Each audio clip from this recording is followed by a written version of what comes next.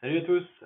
Dans cette vidéo, on va parler d'un sujet très sensible, surtout pour tous ceux qui débutent dans l'aventure. C'est le déblocage de marque. Souvent, les débutants sont vraiment, on va dire, bloqués par rapport à ce déblocage. On n'arrive vraiment à débloquer aucune marque, etc. Donc, ont vraiment du mal à démarrer leur activité.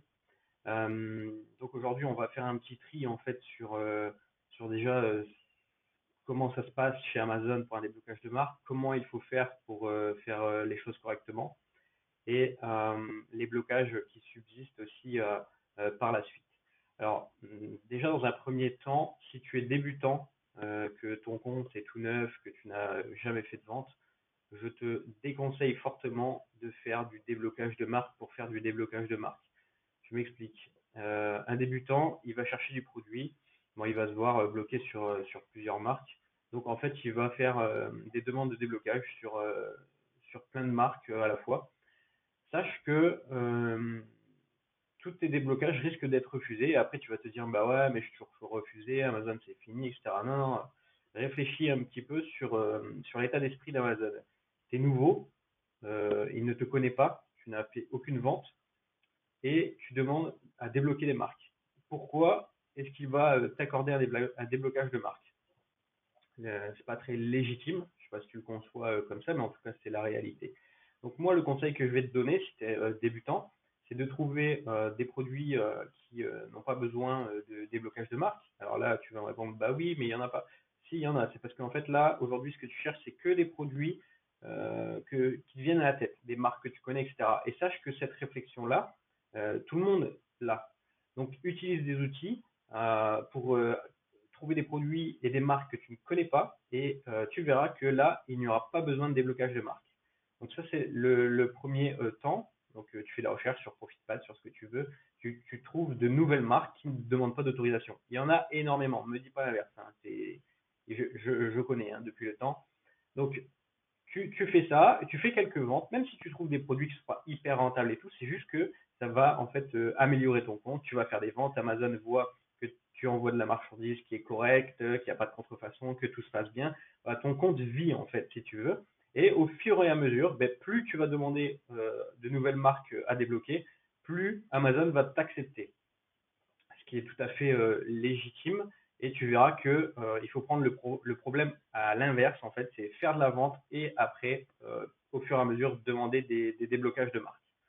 Alors, ensuite, et pour les gens qui sont un peu plus évolués dans le business, vous voyez en ce moment qu'il y a un gros tri en fait sur les grosses marques qui étaient vraiment accessibles à tous. Quand je parle de grosses marques, je parle de Oral-B, de Bosch, de Philips,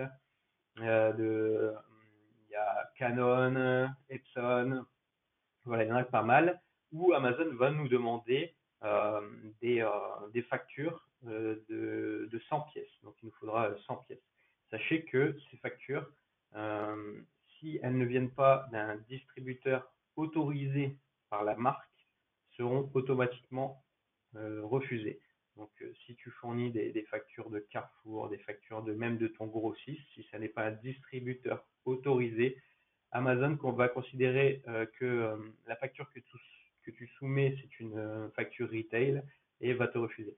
Si tu veux, là, sur ces marques-là, c'est une volonté de la marque et une volonté d'Amazon de contrôler vraiment précisément leur chaîne d'approvisionnement. Ça veut dire de où ça vient, qui a acheté, de quel réseau exactement ça descend. C'est pour éviter la contrefaçon, pour éviter les dérives aussi. Malheureusement, dans notre business, il y a beaucoup de gens qui ont fait du grand n'importe quoi, qui envoient des produits qui sont abîmés, ouverts, etc. Donc, voilà, Amazon resserre les liens. Ça peut paraître mauvais hein, pour la plupart d'entre vous. Moi, au contraire, je trouve ça très bien parce que ça va limiter. Et plus on a un business avec des barrières, plus on a du résultat parce que tous ces gens-là qui pensent que le business est facile, etc., vont vite se décourager. Donc ça laisse la place aux plus déterminés d'entre nous pour avoir de la place. Donc sur ces marques-là, les grosses marques, là, je te conseillerais directement, c'est de faire des recherches pour avoir un, un fournisseur qui est exclusif, donc autorisé par la marque Philips. Donc ça, tu peux le consulter souvent sur leur site où tu vas trouver une liste de distributeurs. Et donc, après, tu t'inscris chez eux, tu fais une commande de minimum 100 pièces et tu fourniras la facture.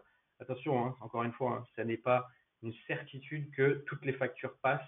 C'est quand même au bon vouloir d'Amazon. C'est-à-dire que la facture, il faut qu'elle soit présentée correctement. Il faut que je rappelle toutes tes infos correspondent exactement à ce que tu as mis dans le seller central. C'est hyper important. Sache que c'est un robot qui lit la facture. Donc, s'il ne trouve pas une exactitude de tes coordonnées d'entreprise par rapport à ce qui est rentré dans ton seller central, ben, ta facture elle sera automatiquement refusée. Si il ne trouve pas enfin le AN ou la description exacte ou la marque sur la facture, c'est pareil, ça sera automatiquement refusé. Donc vraiment, fais une attention à ça avant d'envoyer ta facture. Ne te précipite pas, fais les choses correctes pour que ça soit validé dès la première fois. Parce qu'une fois que tu rentres sur un refus, après quand tu vas soumettre, là tu risques d'être plus analysé aussi par un humain. Donc il va aussi faire encore plus attention à certains détails. Donc voilà, essaye de faire les choses correctement, mais ne te dis pas que voilà, tout est en train d'être fermé, etc. Il y a des millions de produits sur Amazon, il y a des centaines de milliers de marques sur Amazon qui ne nécessitent pas de déblocage.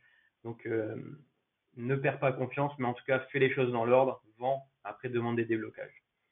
Si c'est pas déjà fait, tu peux t'inscrire à la chaîne, tu peux aussi rejoindre la formation gratuite, je te mets le lien sous la vidéo. Merci à toi, ciao.